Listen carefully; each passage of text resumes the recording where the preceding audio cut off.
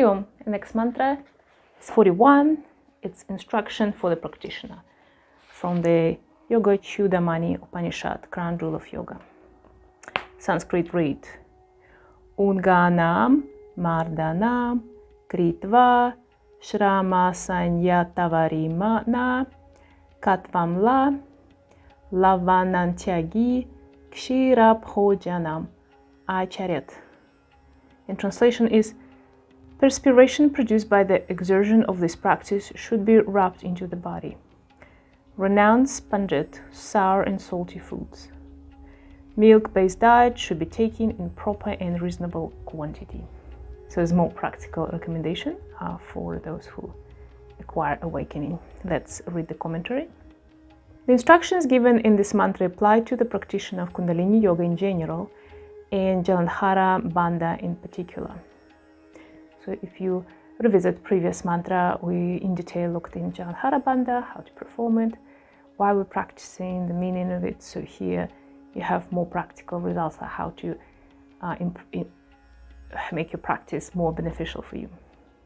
And if you're just general yoga practitioner, it's always nice to read ancient texts and see what was recommended, how to practice that. Yeah.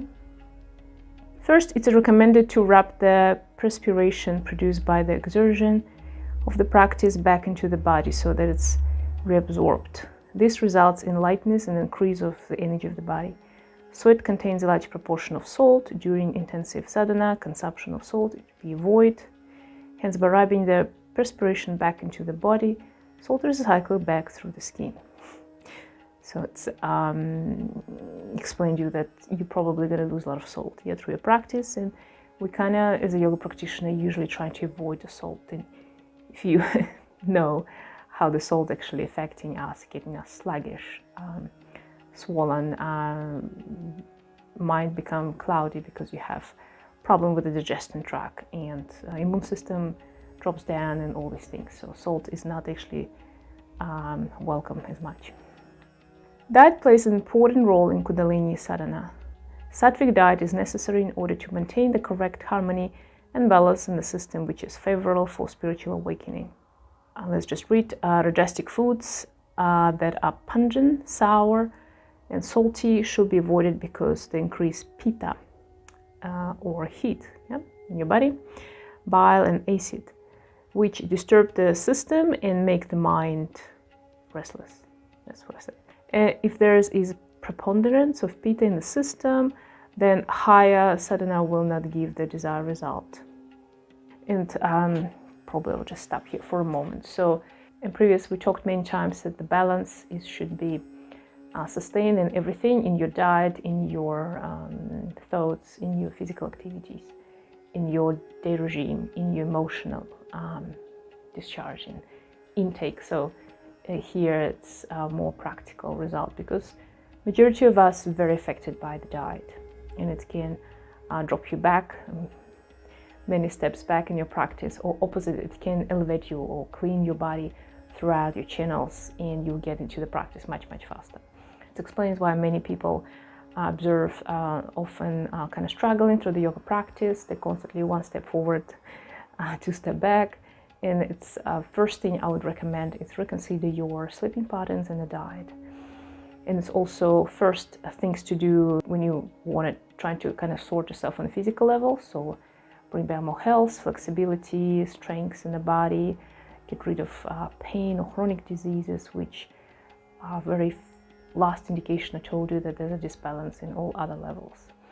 So we're talking about reduce the salt almost to the zero, sweeteners. Sweeter food is okay, but if it's natural sugars like fruits or some like dates or something like that, but still you can overindulge in this department. And then we have also very spicy food. Yogis usually avoid onion and garlic type of stuff. So everything that overexert your sensations. The spicy foods, although in India traditionally there's a lot of spicy food, but it's also about geographical in terms of disease in the country and overpopulation of the country, this kind of stuff. So it's in very hot temperatures throughout the year, and not as clean water, I would say, in that country. And people have to prevent the spreading of the disease through the food. I would say probably it's my first reckon why they have a lot of so much spicy food. But also things like onion and garlic, they are affecting rajas, they're creating unnecessary fire. So for example, if I'm extra angry person, easy to spark the angry type of behavior, and if I eat more of those food, it will affect it very, it will multiply my angriness and readiness to go into the action or scream or snap. For a person who's already in that, for example, if your rajas is very high, you will probably try to reduce it through your diet. Eat more Sattvic food, a little bit more Pitta or Vata, you know, the different type of guna should be balance your fiery characters, yeah? And it's also your chakras and stuff like that. So in yoga, you have to stay kind of very, very on the tip of your blade, so very balanced everything out. So we're not removing this from your diet, but it's also we don't overeat it or use it too much. So another way it says here about Sattvic food, it's of course mean no violence involved. So you cannot, if you still are eating products from the animals, or I mean like flesh of animals, or it doesn't matter how sophisticated they are. If it's prawn from the ocean, still you are getting into the realm of this energies of suffering, and your probably yoga evolution might not happen on that level, or it might go to different directions. Yeah? So be very mindful of what you eat, because most of the time our food body is composed of all the cells that we consume, but the energy and spiritual shells of us composed of these things which you consume. And the food is the first and easiest way to start controlling and bring yourself to the higher state of evolution. Let's read next. Furthermore, the techniques of Kundalini Yoga, such as Chandhara Bandha, hit the system because they activate the pranas, nadis, and chakra. Therefore, heating foods which are pungent, sour, and salty must be avoided during this sadhana, and a milk-based diet is recommended. Heating practices burn up the excess mucus in the system and the internal channels, especially the airway passages, and the bowels may come dry. Milk is a mucus-forming food, and its consumption is therefore recommended here to ensure internal lubrication of the body. So here they have this explanation why I need to have a milk-based diet. Of course, first of all, it's an ancient text, and traditionally in India, the milk and the cows, it's all sacred animals. And whatever the cow, if it's sacred, and it was, I don't know now, but it is treated like a member of the family, like a mother giving mother the cow, and milk become having these amrit benefits if you receive it from your person animal who beloved by you, who loves you for and given to you, and trying to give you something for aspiration. So concerning the milk, my main concern is that modern milk is not as pure, the one we buy from the shops, supermarkets, whatever. So they're absolutely mass production, homogenized milk, pasteurized probably. So it's not just warm milk that comes just directly from your home organic clean diet cow, which is healthy, doesn't have any hormonal treatment ever, and grown up with your mother, for example, not like taken away as a calf. Because I happen to live not far from farms. I experienced this when you observe the calves that been taken away from the mothers. They're still very small. I don't know how many weeks they are. They'll be taken away, and it's totally the most drama happened with them during the time. And if you think about children, yeah, our children, first 3 months of our children is considered to be like a full stage of the pregnancy, actually, because we have to be constantly carrying our baby, feeding, breastfeeding, if you can, just feeding, but on your body, and be in contact with the baby, and they always want to be on you. And it's been noted that the children that have been separated from the mothers, like sleeping in a separate room or separate bed or something like that, they are develop all these psychological disturbances, and it will definitely affect their life throughout. And same with calves in the mothers. So before they reach, I don't know, actually, which age, maybe 6 months or a year, when they become independent, when they stop drinking milk from the mother, they've been physically taken away in a very dramatic and scary situation when the mother is screaming, they're taken away, they even put in a truck maybe and taken to separately different field, away to different people, put together with different other unknown animals, and they just scream. They just scream night and day, like non-stop, like worse than the babies. And they scream so hard, and you can feel and hear all the sadness of that animal. And what's happening? Well, first of all, people want the cow produce milk, so they take it away the baby. Or secondly, they want to use this calf. If it's a bull, for example, they want to use him for meat, yeah? So they put them away. And maybe like after a week, they become quiet. And then I don't have to describe you what's happened then with those poor bulls till the first Christmas, for example. But you will never want to drink the milk from the cow that went through this stress, yeah? So if you have a cow and you, like I experienced in some nomad societies around Central Asia, for example, they keep the calves or the mother till they're grown up. And then if they want to get milk from mom, they allow the calves first to have whatever he needs, and then they take the rest, and this milk will be beneficial. And if you even taste it, it tastes differently than any other milk you can buy in the shops. So when next time you go to consume the dairy product, think about these things. What are you consuming? And you will consume this sorrow, sadness of hundreds of generations of these animals that have been through on all levels. And do not get surprised if all this sadness or depression or same fears will come to you. And a lot of people experience a lot of fear towards whatever, anything, something specific or something general and unknown. And that's unfortunately the world we live in. So next, they're explaining about the milk. That's what I say. From early times, fresh cow's milk was regarded as a pure and complete form of diet. And I heard from some other traditions, not maybe Hindu, that milk dairy products come from loved and cared animal, which live as your member of the family. It's actually have benefits for your spiritual growth, help you to develop other bodies. But some people fully discarded it, so I don't have particular point of view as my own, because I think that it depends also which guru teacher you will talk to.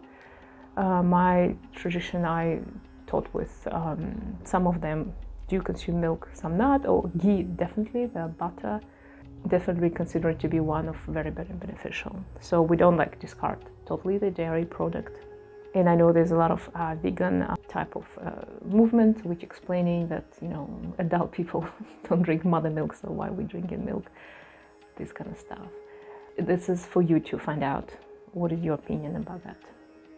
Yep. And you can try different ways. You can do not consume it at all. See how it's affecting your yoga practice. It might be great, nothing changed.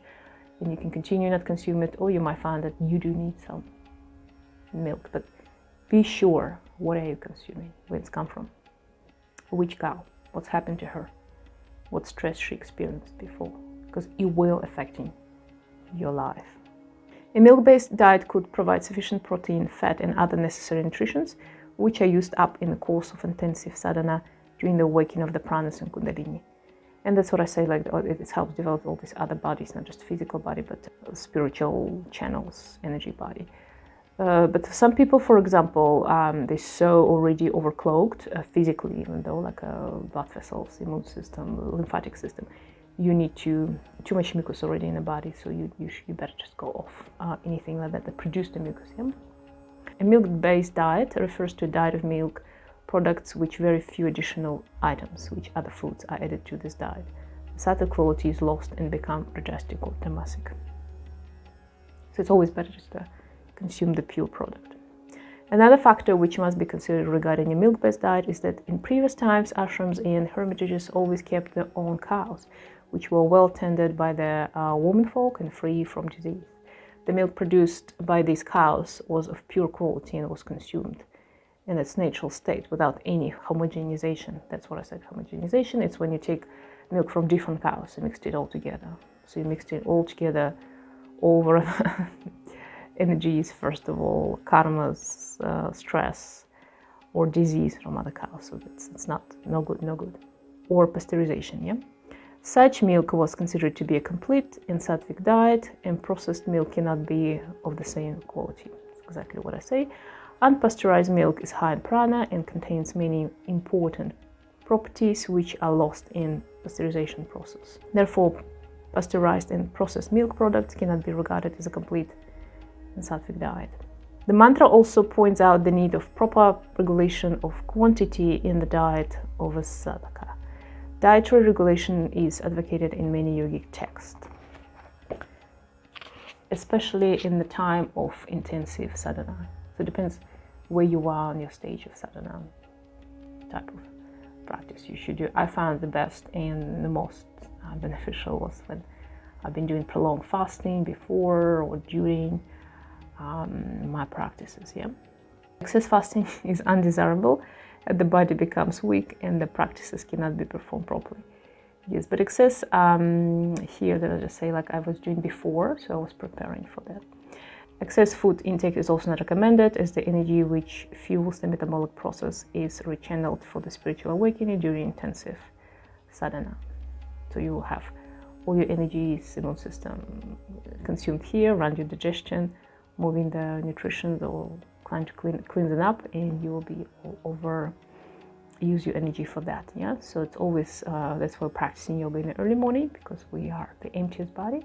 The body had about 7 hours at least rest from any consumption. The blood is purest and your energy is cleanest. Yeah, excess food ingested at this time, especially if it's rich and heavy, creates an unnecessary burden on digestive organs.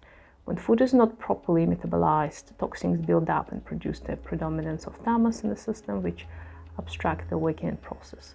And that's mostly what we experience when we feel the sluggishness, hard to concentrate, or you feel like you're constantly drowsy or fall into sleep. So there's no way you can practice good meditation just straight away after food. Nobody, even yogis, don't do this. We have to have at least a couple hours when the solid food's been digested. I'm very happy to talk about this more, because that's one of the kind of main stepping stones of your yoga practice, the diet, what to eat, what not to eat, why. And it's not just this kind of hippie type of decision, I want to save the world, I'm not going to eat cows. I explained to you there's a much deeper, scientifically proven levels of it. And if you are a practitioner and you know the energy exists, chakras and all this stuff, karmic connections, you already feel it on yourself straight away. So I hope you follow some of this instruction, or just become curious and interested in what maybe you should change for yourself, because something very subtle, something little can dramatically change your life in terms of your health benefits, mobility, or just the perception of your mind, how you look at the world. And this all sluggishness to the world, in the indifferences that happen, especially among young people, come from all this overconsumption, salty foods, prepared food, the food that doesn't have soul. It's not about even, it's meat, yeah, for example. It's about the soul of the food, like the way how you prepare, how long you keep your food before you eat it or throw it away, what the energies are involved. Very important mantras of the food. So we always give an offering to gods or supreme, to higher self, before we eat, blessings of the food. Yeah. So we call it prasad. So eating, if you've ever tried or eating prasad, it's one state of living, and eating dead, made by maybe factories or very unsatisfied people, unhealthy, full of just dead elements, food, a little bit different, and it will affect you 90% of your well-being. And I believe majority of disease, depression, sadness, a chronic disease, it's just very simple as a diet. You cleanse your diet for 1 month, it will take you out of this swamp of disease and sadness and unhappiness. Hari Om.